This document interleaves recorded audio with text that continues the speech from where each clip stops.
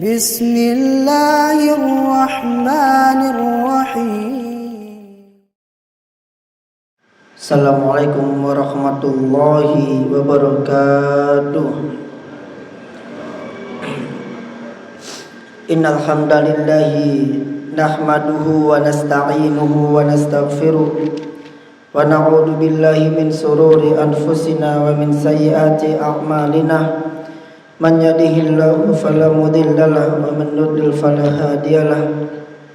Asyhadu an la ilaha illallah wahdahu la syarika lah wa asyhadu anna Muhammadan abduhu wa rasuluhu la nabiyya ba'da. Allahumma salli wa sallim ala nabiyyina wa habibina wa syafi'ina sayyidina Muhammad wa ala alihi wa ashabihi wa man tabi'ahum bi ihsanin ila yaumiddin. Amma ba'du. Ma'asyiral muslimin rahimani wa rahimakumullah. Sedikit kita mengulang pelajaran pada pertemuan yang lalu, yaitu hadis ke-85, sebuah hadis yang menceritakan kepada kita tentang terbunuhnya Husain ibn Abi Thalib, Husain bin Ali ibn Abi Thalib, yang menunjukkan kepada kita pengingkaran sahabat Ibnu Umar radhiyallahu anhuma terhadap seorang penduduk Irak yang bertanya kepadanya tentang hukum darah nyamuk. Yas'aluni faqala, ini dia, sa'alahu rajulun an damil ba'udah. Ketika datang kepada Ibnu Umar dan bertanya kepada Ibnu Umar tentang hukum darah nyamuk. Ibnu Umar tanya, "Mimman anta?" Kamu dari mana? Ternyata orang itu menjawab, "Min ahlil Irak." Aku dari penduduk Irak. Jadi penduduk Irak datang menemui Ibnu Umar radhiyallahu anhuma, tanya tentang hukum darah nyamuk. Maksudnya darah nyamuk ini najis atau tidak. Maka Ibnu Umar mengatakan, "Unduru ila hada." Coba kalian lihat orang ini. Terheran-heran Ibnu Umar radhiyallahu anhuma. Yas'aluni an damil ba'udah. Dia tanya kepadaku tentang darah nyamuk. Wa qad qatalu ibnan Nabi sallallahu alaihi wasallam. Padahal sungguh mereka, yakni penduduk Irak, telah membunuh cucunya Nabi sallallahu alaihi wasallam. Siapa? Al-Husain ibn Ali ibn Abi Thalib. Maksudnya Ibnu Umar radhiyallahu anhuma adalah, kenapa orang Irak ini yang tanya kepada Ibnu Umar ini, dia menanyakan sesuatu yang remeh, yaitu tentang hukum darah nyamuk. Kenapa mereka tidak menanyakan sesuatu yang lebih dahsyat dibanding darah nyamuk, yaitu tentang darahnya Husain radhiyallahu anhu, di mana yang membunuh Husain itu disebabkan karena penduduk Irak pada waktu itu. Maka kita ceritakan kemarin tentang kronologi terbunuhnya Husain radhiyallahu anhu, di mana di antara sebab terbunuhnya Husain itu disebabkan karena pengkhianatan yang dilakukan oleh orang-orang Irak, yang awalnya mereka berbaiat kepada Husain, kemudian mereka semua berkhianat kepada Husain. Yang awalnya mereka mendengar Husain radhiyallahu anhu belum berbaiat kepada Yazid bin Muawiyah. Oh, ternyata Husain belum berbaiat. Maka mereka berbondong-bondong mengirim surat kepada Husain karena sama-sama belum baiat, sama-sama tidak suka dengan Yazid radhiyallahu anhu, yang menyatakan bahwasanya, "Wahai Husain, kami berbaiat kepada engkau." Sampai terkumpul berapa surat? Masih ingat? 500 surat. Kok banyak sekali ini? Untuk memastikan hal itu, maka Husain mengirim seseorang sepupunya yang bernama Muslim bin Aqil menuju Irak untuk memastikan apakah mereka ini benar-benar ingin berbaiat atau cuma fiktif belaka. Maka berangkatlah Muslim bin Aqil menuju Irak untuk menemui penduduk Irak dan memastikan apakah mereka betul-betul mau baiat atau tidak. Sampai di Irak, ternyata mereka berbaiat kepada Muslim bin Aqil. Ternyata surat tersebut bukan surat bohongan jamaah, surat asli. Maka Muslim bin Aqil mewakili Husain, sehingga penduduk Irak berbaiat kepada Muslim bin Aqil. Peristiwa ini sampai beritanya kepada Yazid ibni Muawiyah. Maka Yazid langsung mencopot gubernur Irak waktu itu, yang bernama Nu'man bin Bashir radhiyallahu anhu. Kenapa kok dicopot oleh Yazid ibni Muawiyah radhiyallahu anhu? Karena kenapa Nu'man bin Bashir membiarkan peristiwa baiat tersebut? Kenapa kok tidak dihalang-halangi peristiwa tersebut?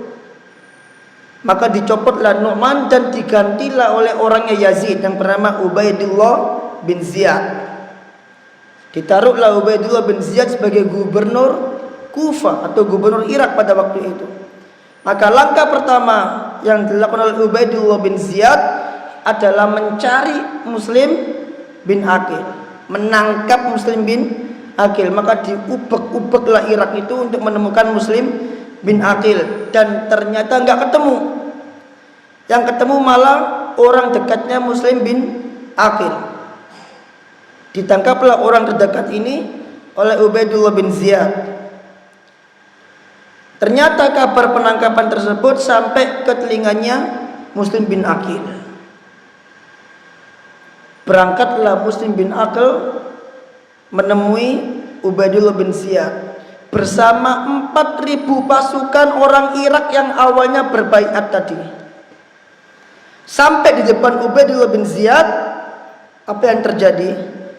Dari 4.000 orang tadi itu semuanya membelot. Semuanya membelot, berpindah ke pihaknya Ubaidullah bin Ziyad. Sampai tidak tersisa kecuali hanya 30 pasukan saja yang bernama Muslim bin Aqil. Mengetahui pengkhianatan orang-orang Kufah dan Irak, maka langsung segera Muslim bin Aqil mengirim utusan untuk memberitahu Husain agar jangan pergi ke Kufah, karena orang-orang Irak sudah berkhianat. Ini kisah awalnya bagaimana Husain bin Ali terbunuh. Sayangnya dulu nggak ada telegram, nggak ada WA. Coba ada WA enak cepat. Dulu nggak ada telegram, nggak ada WA. Untuk sampai ke Madinah butuh waktu berhari-hari, berbulan-bulan. Maka berangkatlah utusan ini menemui Husain. Nasibnya Muslim bin Aqil bagaimana? Dibunuh oleh Ubaidillah bin Ziyad beserta 30 orang yang setia tadi. Yang lainnya sudah berkhianat dan menjadi pasukannya Ubaidullah bin Ziyad. Husain berangkat menuju Kufah. Utusannya bagaimana Ustaz? Belum ketemu Husain, belum ketemu. Tapi keberangkatan Husain sudah dicegah oleh para sahabat radhiyallahu anhum waktu itu. Di antara Ibnu Abbas, Ibnu Umar mencegah keberangkatan Husain. Enggak usah berangkat ke Kufah. Karena sudah merasakan suatu firasat yang enggak baik. Ini firasatnya orang-orang soleh seperti itu. Maka Husain meyakinkan Ibnu Umar, Ibnu Abbas, ini loh ada 500 surat.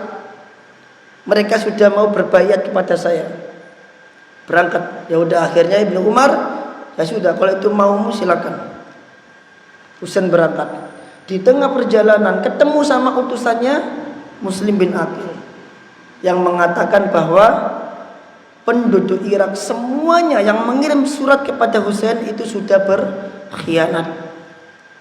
Ketika mendengar hal tersebut, maka Husain merasa bahwasanya kedatangan dia ke Irak sama sekali tidak berarti apa-apa, percuma saja.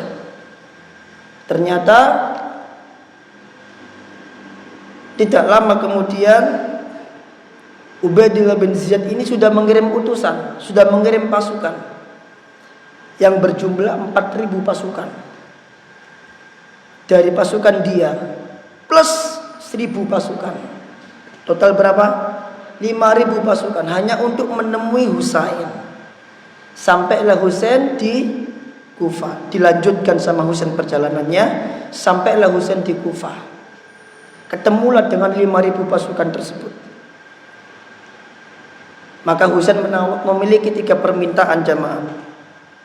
Tentu nggak bisa menang karena Husain nggak bawa siapa-siapa. Kalau antum tanya, loh Husain kan sudah ketemu dengan utusannya Muslim, kenapa Husain masih pergi ke Irak? Jadi Husain ini rombongan bersama rombongannya keluarga Muslim bin Aqil. Keluarga Muslim bin Aqil ini minta Husain untuk lanjut ke Irak untuk memastikan kematian Muslim bin Aqil dan untuk menuntut mengalirnya darah Muslim bin Aqil. Itu yang menjadikan Husain terus ke Irak. Melihat 5.000 pasukan, maka Husain mengajukan 3 permintaan. Yang pertama adalah ingin diantar kembali ke Mekah. Nggak ingin perang, tidak ingin melakukan kudeta, tidak ingin menggeser kedudukan Yazid, nggak ingin. Ingin diantar kembali ke Mekah. Yang kedua, ingin diantar ke Yazid bin Muawiyah untuk baiat. Dan yang ketiga, atau ingin diantar ke Turk untuk berjihad di sana. Kata Umar bin Asad, oh kalau begitu kamu harus kirim utusan kepada Ubaidillah bin Ziyad. Akhirnya Umar bin Asad mengirim utusan kepada Ubaidillah bin Ziyad untuk memberitahukan tentang masalah permintaan Husain ini. Mendengar permintaan Husain tentu membuat sesuatu yang bahagia kepada dalam diri Ubaidillah bin Ziyad. Oh bagus ini, bagus. Ternyata Ubaidillah bin Ziyad memiliki siapa? Menteri atau penghasut yang bernama Syamar bin Diljauzan. Kata dia, kenapa kau turutin Husain? Kau ini pemimpin, teruskan aja misinya. Akhirnya diutuslah orang untuk menawan Husain. Jadi 3 ini sama sekali tidak diturutin. Husain ditawan, dibawa ke hadapan Ubaidillah bin Ziyad dan dibunuh.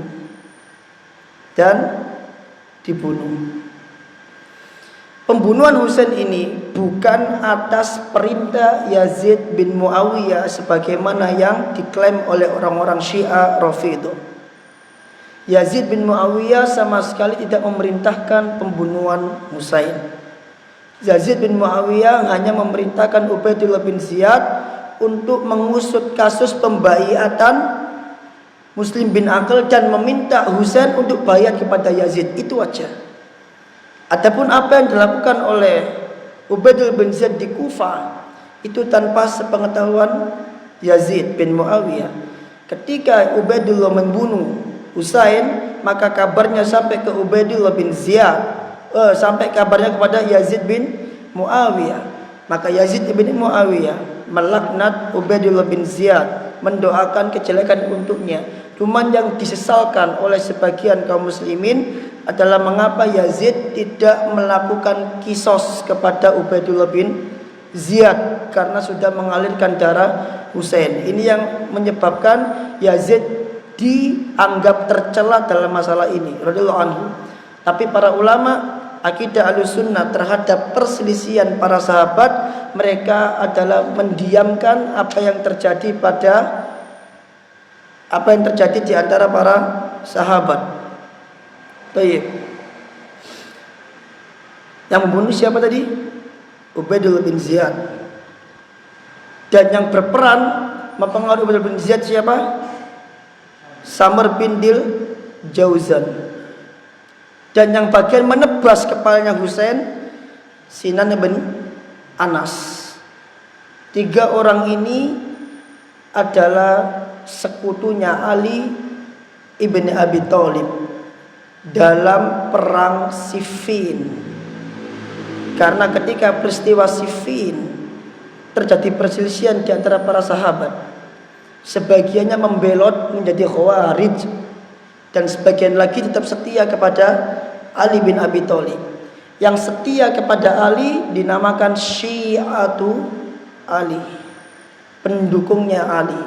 Dan di antara Syi'atu Ali itu adalah Ubaidullah bin Ziyad. Di dalamnya Ubaidullah bin Ziyad, Samr bin Diljauzan, dan siapa?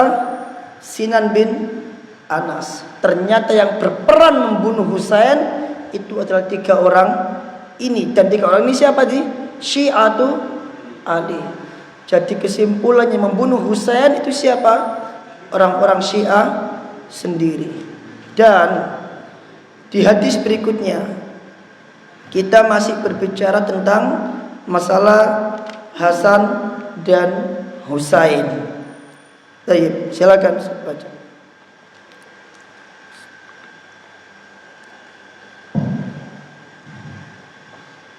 Assalamualaikum warahmatullahi wabarakatuh. Qala mu'allif rahimahullah, babu sitta wa arba'un. Hamal susibi ala atiqah.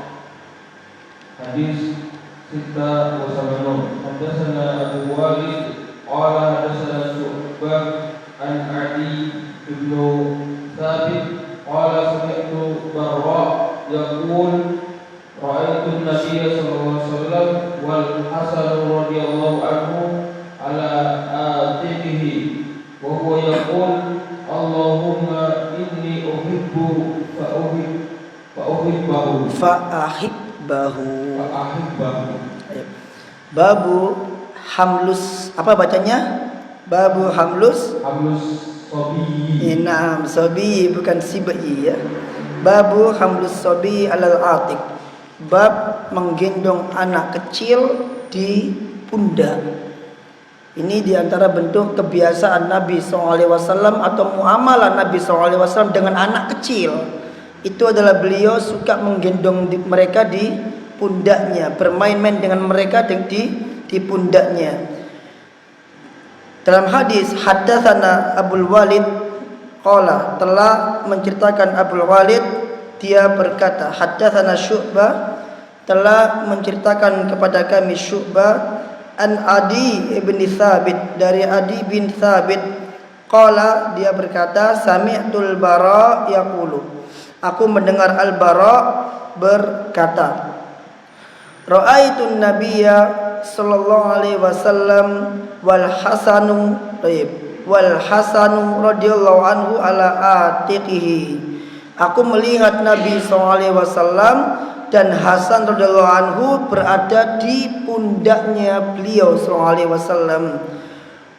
Wa huwa yaqulu, kemudian Nabi sallallahu alaihi wasallam mendoakan Al-Hasan, Allahumma inni uhibbuhu fa'ahibbahu. Ya Allah, sesungguhnya aku mencintai Hasan, fa'ahibbahu, maka cintailah dia.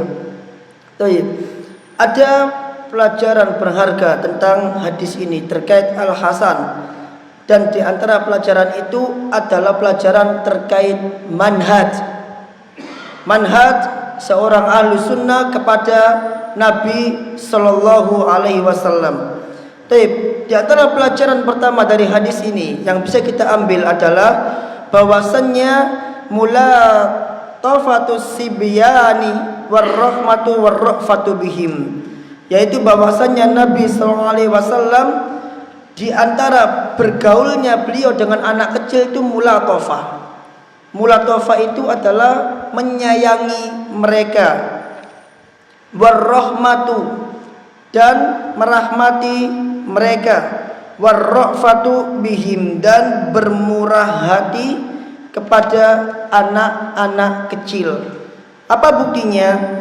Buktinya adalah Al-Hasan bermain di pundaknya Nabi Sallallahu Alaihi Wasallam.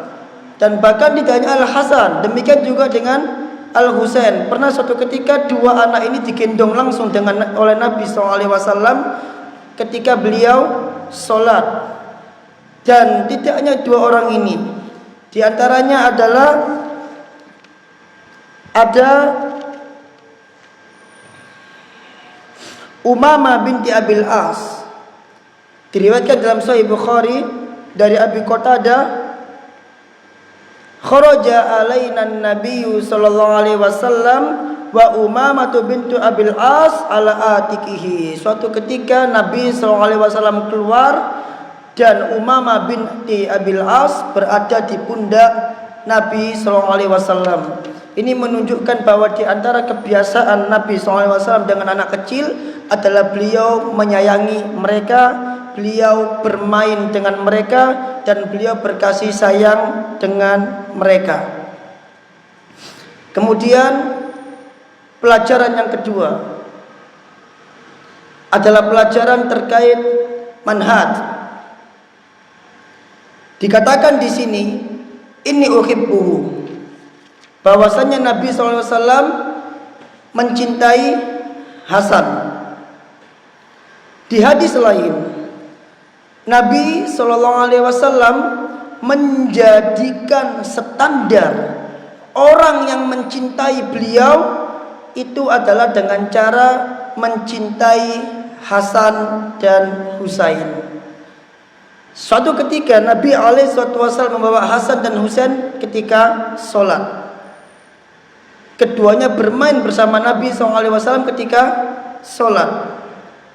Naik di punggungnya Nabi SAW, kemudian turun. Ketika salam, falamman sarafa minas sholat, tatkala Nabi selesai dari sholat, fawada'ahuma ala fakhidihi, maka Nabi SAW menaruh keduanya di atas pangkuannya. Kemudian Nabi SAW mengatakan, man ahabbahuma faqad ahabbani, barang siapa yang mencintai kedua anak ini, maka sungguh dia telah mencintaiku. Apa pelajaran manhajnya jamaah? Pelajaran manhaj di sini adalah bahwasannya di antara bukti cinta seseorang kepada Rasul sallallahu alaihi wasallam itu dengan cara mencintai apa yang dicintai oleh Rasulullah sallallahu alaihi wasallam. Tidak bermanfaat pengakuan seseorang mencintai Rasul kalau dia tidak mencintai apa yang dicintai oleh Rasul sallallahu alaihi wasallam. Rasul sallallahu alaihi wasallam mencintai Hasan dan Husain, maka seorang ahlus sunnah hendaklah dia mencintai Hasan dan Husain. Demikian juga Nabi sallallahu alaihi wasallam pernah mengatakan, man inni uhibbu Usama, aku mencintai Usama bin Zaid, anak kecil waktu itu. Faman ahabbani, siapa yang mencintaiku, kata Nabi SAW, falyuhibbahu, maka hendaklah dia mencintai Usama. Maka di sini kita membuat garis besar bahwasanya di antara bentuk kecintaan seseorang kepada Rasul SAW itu adalah mencintai segala hal yang dicintai oleh Rasul sallallahu alaihi wasallam. Tidak bermanfaat pengakuan cinta seseorang kepada Rasul. Aku cinta Rasul, tapi ternyata dia tidak melakukan atau tidak mencintai apa yang dicintai oleh Rasul sallallahu alaihi wasallam. Pertama kali itu adalah cinta dulu. Adapun prakteknya maka itu kembali ke masing-masing orang, apakah dia sanggup mempraktekkannya atau tidak. Tapi kalau berkenaan dengan urusan akidah, maka dia wajib untuk mempraktekkannya. Mencintai Hasan dan Husain ini termasuk akidah, yaitu akidah Ahlussunnah dalam memperlakukan ahlul bait. Maka di sini Al-Imam Ibnu Hajar dalam Fathul Bari, beliau mengatakan ucapan yang sangat bagus sekali, yang saya jadikan faedah yang kedua. Apa kata beliau? Saya tuliskan di papan tulis.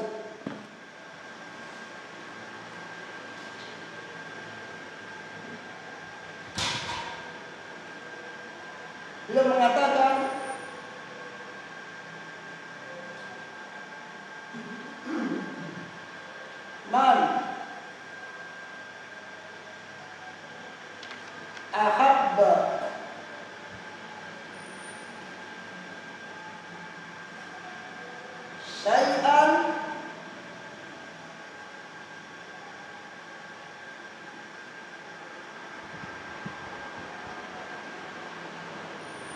ahabba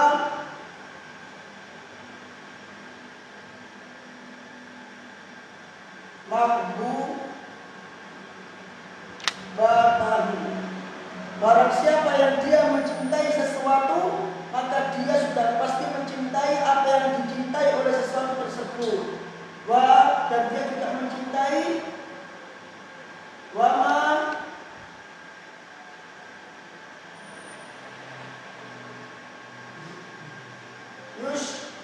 yushbihuhu, dan dia juga mencintai segala hal yang mirip dengan apa yang dia dicintai oleh orang yang dia cintai tersebut.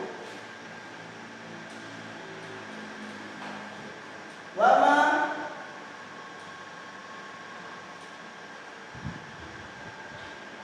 yata'allaqu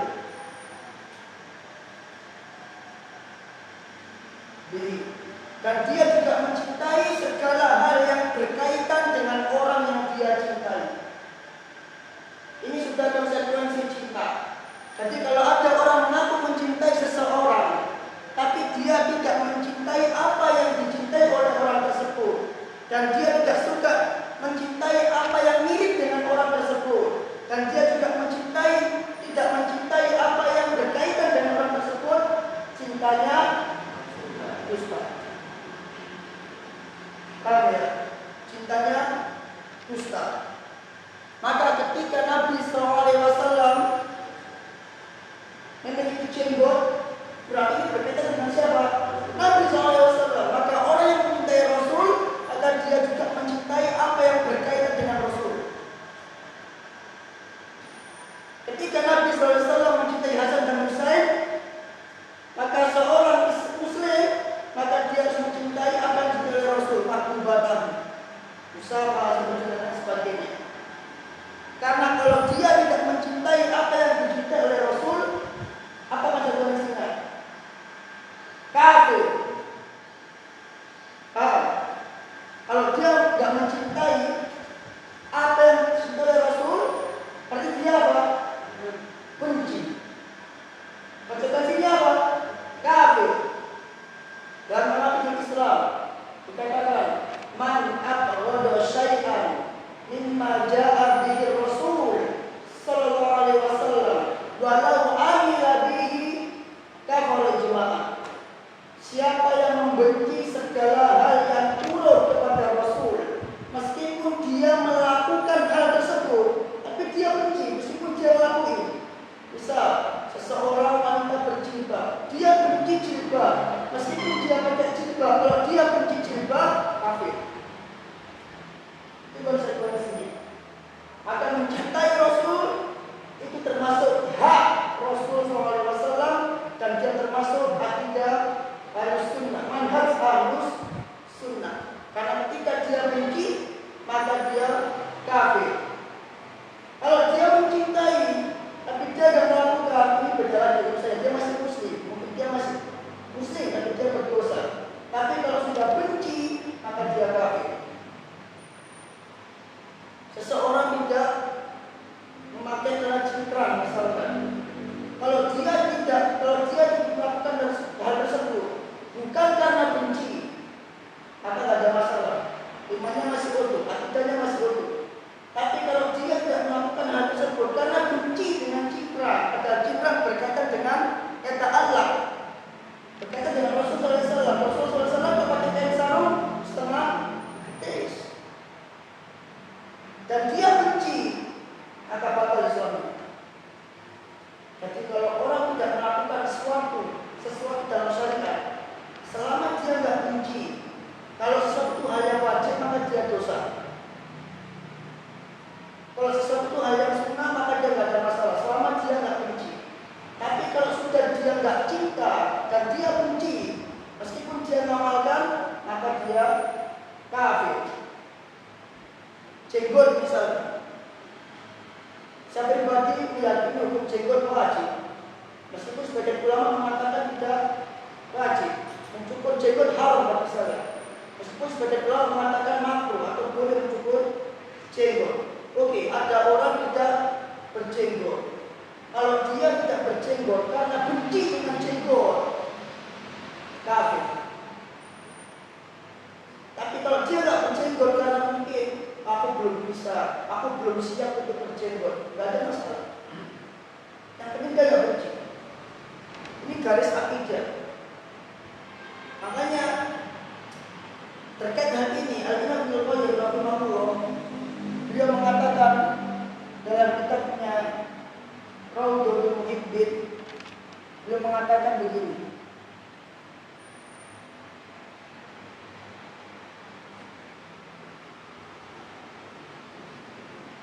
Laisa sya'nu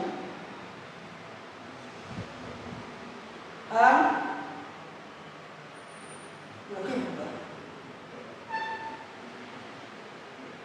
Hakikat permasalahannya adalah bukan bagaimana engkau ngaku cinta.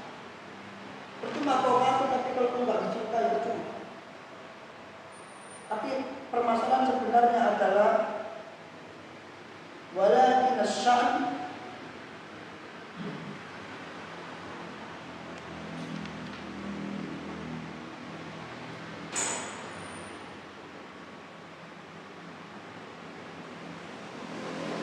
an-yuhabba. Tapi masalah sebenarnya adalah an-yuhabba. Bagaimana engkau dicintai. Banyak orang mengaku cinta, tapi cintanya tidak terbalaskan dengan baik. Maka yang terpenting adalah bagaimana orang itu dicintai. Bagaimana agar dia dicintai oleh orang yang dia cintai. Maka jawabannya adalah dengan cara melakukan segala hal yang dicintai oleh orang tersebut. Mencintai segala hal yang dicintai oleh orang tersebut. Memberikan hadiah yang dicintai oleh orang tersebut. Seseorang mencintai seorang wanita, dia memberikan hadiah, tapi hadiah ini adalah hadiah yang tidak disukai oleh wanita tersebut. Apakah orang ini akan dicintai oleh wanita tersebut? Tidak ada. Aku tidak senang coklat, loh kayak coklat. Aku tidak senang soto, loh terakhir soto. Tidak suka nanti. Ada kasih hadiahnya dengan cara memberi hadiah yang dicintai oleh orang yang dicintai. Ini masalahnya. Imam Syafi'i rahimahullah mengatakan tentang masalah ini. Beliau mengatakan hakikat seorang mencintai Nabi SAW itu adalah innal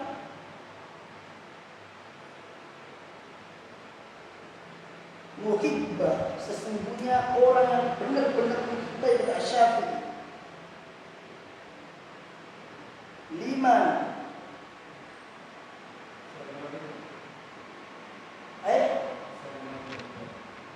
innal muhibba liman yuhibbu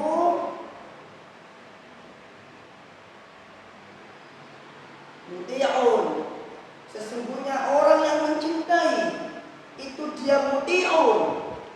Sudah pasti dia akan taat kepada siapa? Liman yuhibbu, kepada orang yang dia cintai. Ya, Rasulullah suka begini. Dia nanti Rasulullah. Contoh yang paling remeh, Rasul SAW suka bersiwak. Maka kita harus bersiwak. Ustaz, kan ada gosok gigi, kenapa harus bersiwak? Kita bersiwak ini bukan dalam rangka membersihkan gigi, tapi kita bersiwak dalam rangka mencintai apa yang dicintai oleh Rasul SAW. Bukti Nabi mencintai siwak. Nabi SAW ketika akan wafat, pandangan mata beliau tertuju kepada siwaknya Abdurrahman bin Auf. Maka Aisyah radhiyallahu anha mengatakan, fa'araftu annahu uhibbuhu. Maka aku mengetahui bahwa Nabi mencintai siwak. Lalu aku bertanya kepada Nabi, a'akhuduhu, a'akhuduhu laka, apakah engkau mau aku mengambilkannya untukmu?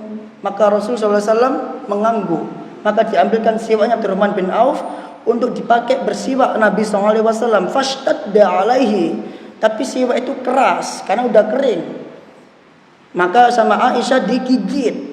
Setelah digigit dikembalikan lagi sama Nabi SAW. Fashtaka, kemudian Nabi bersiwak dan wafat. Mencintai apa yang dicintai oleh Nabi SAW. Kalaupun tidak bisa melakukannya, minimal tidak boleh benci. Ini garis manhaj kita. Baik.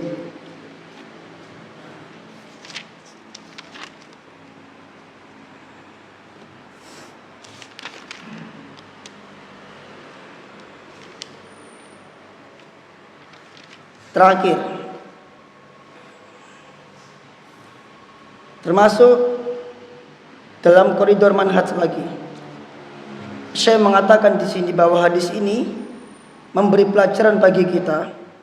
Wa man ahabbahu Allahu tabaraka wa ta'ala wa ahabbahu rasuluhu sallallahu alaihi wasallam faqad sa'ida.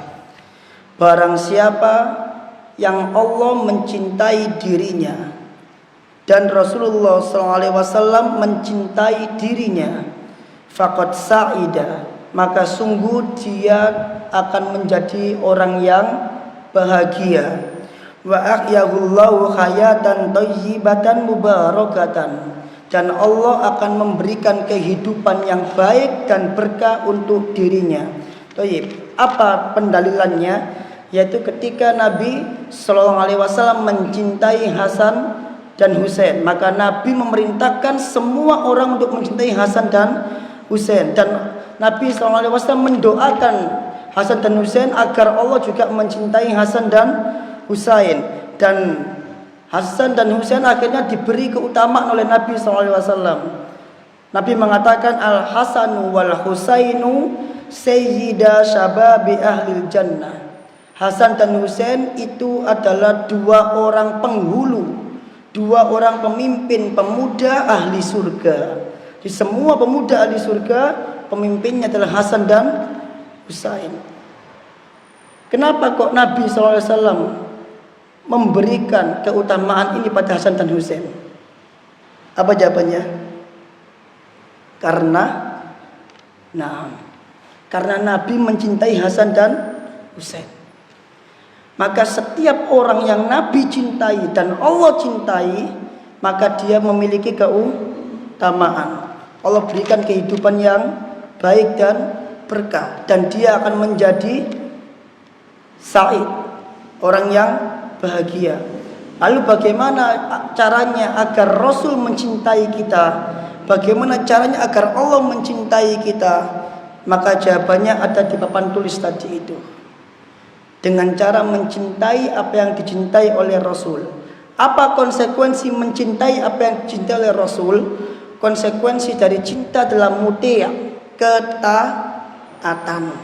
Maka ketaatan kepada Rasul, ketaatan kepada Allah, itu adalah bentuk cinta kita kepada Allah dan Rasulnya. Itu adalah konsekuensi dari cinta. Tidak dinamakan cinta yang sejati ketika dia tidak taat kepada orang yang dicintai. Maka ucapan Asy-Syafi'i di papan tulis itu patut kita jadikan kaidah. Innamal muhibbu liman yuhibbu muti'un. Sesungguhnya orang yang mencintai itu muti', pasti akan taat. Karena itu konsekuensi cinta. Taat ke siapa? Liman yuhibbu, kepada orang yang dicintai. Maka pengakuan ahlul bid'ah ketika mereka mencintai Rasul SAW sama sekali tidak bermanfaat apa-apa ketika dia tidak menghidupkan sunnah, malah justru menghidupkan bid'ah. Rasul nggak cinta sama mereka nanti, karena mereka melakukan sesuatu yang tidak dicintai oleh Rasul Sallallahu Alaihi Wasallam. Dan Allah berfirman, "Qul in kuntum tuhibbunallah fattabi'uni." Kalau kau cinta sama Allah, kau cintai aku, kau ikutin aku. Kalau kau ikutin Rasul, yuhibbukumullah, Allah akan cinta padamu. Ibnu Katsir ketika menafsirkan ayat ini, Ibnu Katsir mengatakan barang siapa yang mengaku cinta kepada Rasul, mengaku cinta kepada Allah Azza wa Jalla, tapi dia tidak melakukan apa yang dicintai oleh Rasul. Tapi dia tidak melakukan apa yang dicintai oleh Rasul, maka sungguh dia telah berdusta atas cintanya tersebut. Maka para sahabat semuanya ketika mereka mengaku cinta kepada Rasul, kita dapati para sahabat adalah orang yang paling taat kepada Rasul. Berarti semakin mereka taat, maka semakin tinggi tingkatan cintanya. Semakin orang itu enggak taat, maka kadar cintanya semakin rendah. Maka demikianlah para jamaah, standar manhaj atau haknya Nabi SAW, yaitu mencintai apa yang dicintai oleh Rasul SAW, dan apa yang berkaitan dengan Rasul SAW, dan mencintai segala hal yang menjadi kemiripan Nabi SAW. Maka ketika seseorang melakukan sesuatu, maka hendaklah dia mendasari perlakuan tersebut karena atas dasar cinta Rasul. Ketika seseorang memanjangkan jenggot, banyak orang panjang jenggot. Pemain band juga panjang jenggot. Artis juga punya jenggot panjang. Ya kan? Siapa yang jenggotnya panjang artis? Tahu? Ya itulah pemain band. Tapi apakah panjang jenggotnya berpahala? Tidak, selama dia tidak memanjangkan dalam rangka mencintai Rasul SAW. Jadi semua dilakukan atas dasar cinta Rasul SAW, maka Rasul akan mencintai kita. Dan kalau Rasul mencintai kita, maka Allah pun juga akan mencintai kita. Ketika Rasul mencintai Hasan dan Husain, konsekuensinya apa? Allah mencintai Hasan dan Husain. Maka artinya Allah mencintai semua yang dicintai oleh Rasul. Dan kita akan dicintai oleh Rasul ketika kita mencintai apa yang dicintai oleh Rasul. Dan ketika itu kita lakukan, maka Allah turut juga akan mencintai kita. Itu semua saling berkaitan dan saling berkonsekuensi. Dan konsekuensi cinta adalah ketaatan. Wallahu ta'ala a'lam bishawab. Nah, sampun. Mungkin itu yang bisa saya sampaikan. Barangkali ada yang mau bertanya. Nah, urut itu.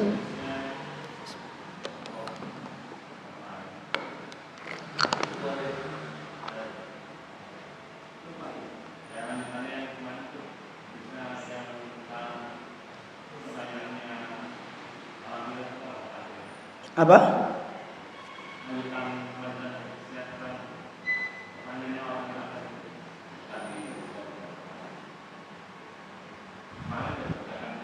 Darah nyamuk. Ya, kenapa? Oh iya. Hadis yang terakhir yang darah nyamuk itu, kalimat terakhirnya adalah kata Rasul SAW bahwa Hasan dan Husain itu adalah roihanaku. Roihana itu kecintaanku. Roihana itu tangkai tanaman tapi tangkainya wangi. Itu roihana namanya. Jadi ketika Nabi SAW mengatakan Hasan dan Husain termasuk roihanaku, itu menunjukkan bahwa Hasan dan Husain itu termasuk wewangianku di dunia. Roihanaku di dunia, itu kata Rasulullah SAW. Itu akhir hadisnya.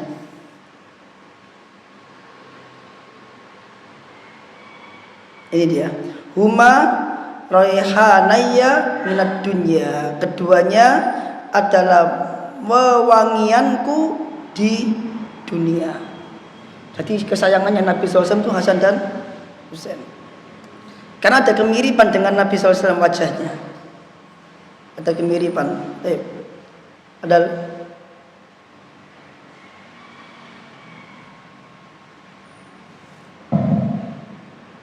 Assalamualaikum warahmatullahi wabarakatuh. Karena cinta kepada Nabi Sallallahu Alaihi Wasallam. Beberapa kali ini kan sebagian mungkin mengetahui bahwasanya ada produk Yahudi yang belum diboikot akan dilaksanakan kaum muslimin, yaitu demonstrasi. Dan Nabi Sallallahu Alaihi Wasallam melarang mengingkari kemungkaran pemimpin dan penguasa di depan umum. Dan kita tahu ini bukan produk kaum muslimin, produk Yahudi, tapi malah kaum muslimin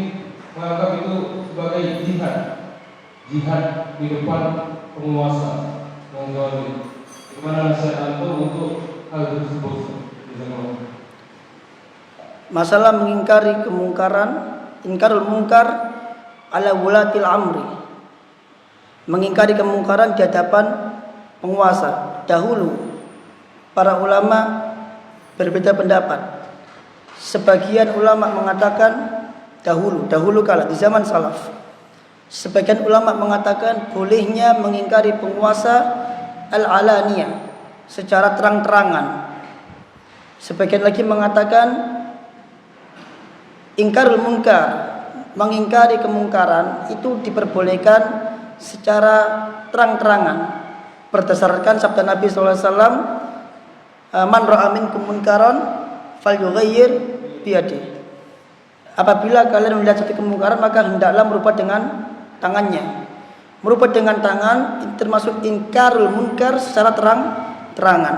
Tapi ketika berkaitan dengan sultan, berkaitan dengan amir, berkaitan dengan penguasa, maka sebagian ulama mengatakan kalau berkaitan dengan penguasa, maka dia diingkari secara sirri, secara sembunyi, tidak secara terang-terangan. Maka setelah melihat dampak yang terjadi pengingkaran terhadap penguasa secara terang-terangan, maka para ulama pada akhirnya sepakat untuk mengingkari pengingkaran terhadap penguasa itu secara sembunyi, bukan secara terang-terangan. Mengapa? Karena mengingkari penguasa secara terang-terangan itu akan menimbulkan mafsadat yang sangat besar, akan menimbulkan mudarat yang luar biasa, kerusakan yang luar biasa. Apa di antara kerusakan tersebut? Di antaranya adalah akan menimbulkan kebencian kepada orang-orang yang dipimpin. Kalau sudah benci sama penguasanya, apa yang terjadi? Maka tidak ada yang namanya as-sam'u wat ta'ah. Tidak ada yang namanya mendengar dan taat. Kalau sudah tidak ada mendengar dan taat, apa yang terjadi? Ketika penguasa memerintahkan sesuatu yang ma'ruf, tidak akan dilakukan karena sudah terlanjur benci. Maka kok kebetulan ditanya seperti ini, semalam saya sudah baca kitab masalah itu yang berjudul Muamalatul Hukam ala Dawil Kitab was Sunnah. Bermuamalah terhadap penguasa sesuai dengan petunjuk cahaya Al-Quran dan Sunnah, yang ditulis oleh Syekh Abdul Salam bin Barjas. Di situ beliau mengatakan ucapan yang sangat bagus sekali, dan beliau membawakan athar Usama bin Zaid. Ketika terjadi fitnah di zaman Khalifah Utsman bin Affan, sa'ala ba'dun nas ila Usama. Sebagian manusia bertanya kepada Usama, wahai Usama, ala tunkiru Utsman, tidakkah engkau mengingkari Utsman karena kesalahan Utsman waktu itu? Wallahu alam, saya lupa permasalahan apa itu. Maka Usama mengatakan seperti ini, sesungguhnya aku mengingkari Utsman, pengingkaranku terhadap Utsman itu antara diriku dengan dirinya, bukan di hadapan manusia. Aku tidak ingin, aku tidak ingin membuka pintu kejelekan di hadapan manusia. Artinya Usama ketika mengingkari sesuatu yang ada pada Utsman, maka Usama tidak mengingkari secara terang-menerang. Apa alasannya? Karena dia tidak ingin membuka pintu kejelekan yang akan terjadi pada manusia. Kemudian Syekh Muhammad bin Shalih Utsaimin beliau mengatakan, ketika mereka orang-orang di zaman Utsman membuka pintu kejelekan atas Utsman radhiyallahu anhu, dan mereka mengingkari Utsman secara terang-terangan, maka apa yang terjadi? Maka yang terjadi adalah fitnah, peperangan, dan kerusakan. Yaitu apa? Utsman dibunuh, Aisyah dan Muawiyah berperang terkait dengan menindaklanjuti darah Utsman, karena Muawiyah masih ada saudara dengan Utsman. Maka Muawiyah menuntut Ali untuk menegakkan darah Utsman. Maka terjadi peperangan antara para sahabat terkait kematian Utsman dan terbunuhnya sejumlah besar para sahabat waktu itu. Apa sebabnya? Berawal dari pengingkaran atas Utsman secara terang-terangan, sehingga waktu itu membuat kaum muslimin benci dengan Utsman. Ketika benci, apa yang terjadi? Mereka membelot dari pemerintahan Utsman dan membunuh Utsman radhiyallahu anhu. Maka kata Syekh Shalih Muhammad bin Shalih Al-Utsaimin, dan dampaknya masih bisa kita rasakan sampai hari ini. Dampak dari hal tersebut apa itu? Perpecahan kaum muslimin bermula dari peristiwa itu, sehingga kaum muslimin akhirnya tidak berdiri di atas satu kekhalifahan waktu itu. Ketika Ali berkuasa ada perpecahan, bahkan terbunuhnya Hasan dan Husain, dan terus berdampak, terus menerus berdampak. Semuanya berawal dari pengingkaran secara terang-terangan terhadap penguasa. Maka Ahlussunnah, mereka tidak menutup mata dari kejelekan penguasa. Ahlussunnah adil. Penguasa salah, kita katakan salah. Penguasa betul, kita katakan betul. Tapi pengingkaran Ahlussunnah terhadap penguasa yaitu dengan cara pengingkaran yang ditempuh oleh para salaf. Mengapa demikian? Karena Ahlussunnah khawatir agar tidak terjadi kejelekan yang lebih besar. Kesalahan penguasa itu suatu kejelekan, tapi ketika diingkari secara terang-menerang, secara terang-terangan, maka kejelekan yang ditimbulkan akan lebih besar. Yaitu apa? Akan menjadikan semua rakyat membenci penguasanya. Dan kalau udah benci, maka aturan sebaik apapun tidak akan bisa berjalan. Ini manhaj Ahlussunnah. Kekurangan penguasa itu adalah suatu kejelekan penguasa, kita katakan itu salah. Tapi pengingkaran Ahlussunnah terhadap penguasa ini tidak boleh dilakukan secara terang-terangan. Kalau ada orang mengatakan Syekh Fulan membolehkan, Syekh Fulan membolehkan, kalau kita melihat maslahat dan mudarat, maka mudaratnya akan lebih besar ketika seseorang melakukan pengingkaran secara terang-terangan. Baik. Seperti itu. Nah, ada lagi? Sudah? Khair insyaallah. Kita akhiri dulu. Subhanakallahumma bihamdika asyhadu an la ilaha illa anta astaghfiruka wa atubu ilaik. Assalamualaikum warahmatullahi wabarakatuh.